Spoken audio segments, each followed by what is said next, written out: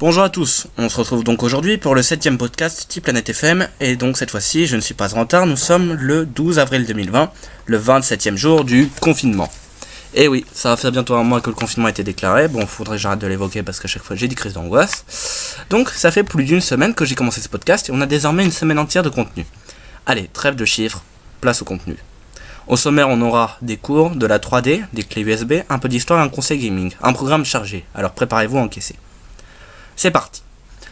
Avec ces événements, il est assez difficile de maintenir sa moyenne.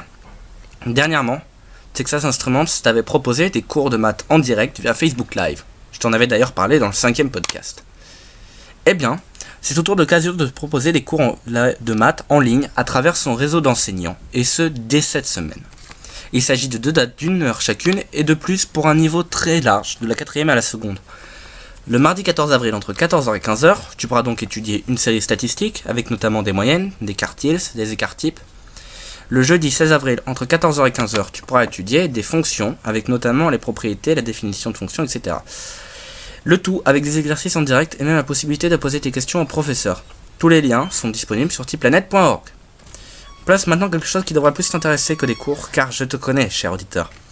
Comme tu dois le savoir, Casio vient de sortir il y a peu de temps une mise à jour pour les Casio Graph 35+E2, 90+E et FXGG50 avec une magnifique bibliothèque Casio-Plot et Turtle et Matplotlib. Eh bien, il faut savoir que Lightmare t'a sorti un petit bijou, Ray Tracing. En détail, il s'agit d'un script qui affiche un rendu 3D, donc en Ray Tracing, d'un miroir sphérique lévitant au-dessus d'un plan quadrillé.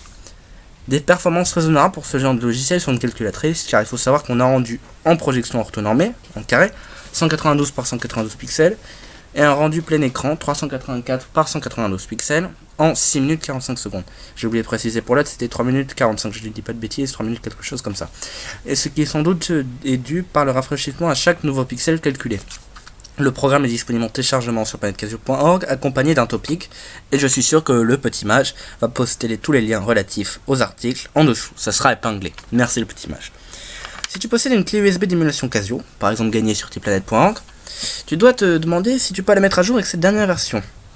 Eh bien oui, Casio diffuse dès maintenant une nouvelle version des émulateurs qu'il te suffira simplement de copier sur ta clé USB à la place de l'ancienne version. Si tu veux également profiter des interfaces matplot.py et turtle.py, eh bien, il te suffira simplement de copier ces scripts, notamment si tu les as récupérés sur tplanète.org, et de les copier sur un dossier spécifique à ta clé USB. Le chemin de ce dossier est dossier flash folder dans le dossier nom de ton émulateur et donc dans le dossier user data qui se trouve à la racine de la clé. Les émulateurs sont disponibles en téléchargement sur Casio Éducation France et tplanète.org. Passons maintenant à la séquence historique du jour. Tu as sans doute entendu parler de l'assembleur, de programmes assembleurs, notamment ici sur tplanète.org. Notamment, entre autres, si je ne dis pas de bêtises, si je me suis bien renseigné, BGWC ou encore Pacman-C. Mais connais-tu son histoire et son origine ? Il faut savoir que les premiers ordinateurs, ou plutôt calculateurs, qui pouvaient exécuter des programmes enregistrés, se faisaient dans un langage de programmation dont les instructions étaient représentées par une lettre. Cet ordinateur était notamment l'EDSAC, en 1949. Cette programmation était lente et entachée d'erreurs. Le programmeur Nathaniel Rochester, travaillant pour IBM, a donc créé le premier programme assembleur pour l'IBM 701 en 1954. Ce modèle était le premier ordinateur commercialisé par IBM, il faut le savoir. Ces langages d'assemblage, car il faut savoir qu'il y en a plusieurs, un pour chaque type de processeur, permettaient aux programmeurs, même à chaque processeur tout court, permettaient aux programmeurs de ne plus devoir mémoriser les codes des instructions et en plus leur éviter de devoir faire des calculs d'adresse, ce qui fut un gain de temps sans précédent. Mais dans les années 70 à 80, l'assembleur a été remplacé peu à peu pour l'écriture de programmes et pour le développement par le COBOL ou encore le C, des langages avec une approche un peu plus humaine, qui étaient également compilés et qui avaient un énorme avantage par rapport au langage assembleur, c'est que tu n'avais pas besoin à l'époque d'apprendre l'assembleur pour chaque processeur pour pouvoir développer un programme, une application compatible pour tous ces processeurs. Donc le C et le COBOL ont peu à peu remplacé l'assembleur dans les années 70-80. Et donc, les programmeurs n'avaient plus à se soucier du processeur sur lequel le programme devait s'exécuter. L'assembleur fut encore utilisé quelque temps pour pallier à la lenteur des langages au niveau, notamment le basique, sur les micro-ordinateurs, notamment pour l'IBM PC. Et on peut également citer DOS, un lointain ancêtre de Windows, écrit en assembleur.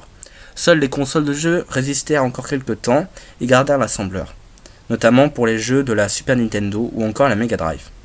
Aujourd'hui, l'assembleur est quasiment tombé dans l'oubli, sauf sur un certain nombre de machines disposant de peu de mémoire, notamment les calculatrices. Passons maintenant au conseil jeu du jour. Aujourd'hui, je vous conseille de jouer à Bejeweled CE. Il s'agit d'un portage pour TI-83CE et TI-84CE de Bejeweled, un jeu développé par PopCap Games, ici porté par Calclover 2514, et il s'agit donc de l'ancêtre de Candy Crush, où vous devez aligner des séries de joyaux pour faire des scores et créer des combinaisons, le tout avec des arrière-plans customisables.